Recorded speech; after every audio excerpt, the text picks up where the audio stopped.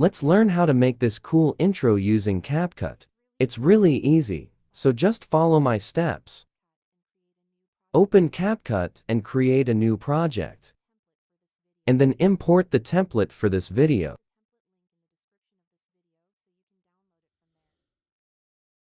As you can see, this is my video.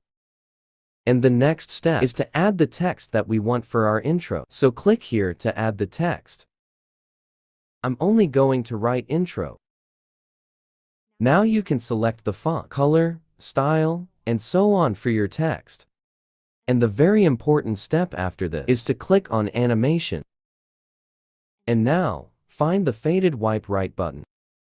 And set the duration of the animation to 1.5 seconds. And now, the last step is to adjust the beginning of the text. So adjust the start of the text with the smoke template that we have added. And when you adjust it, you can export your video by clicking here.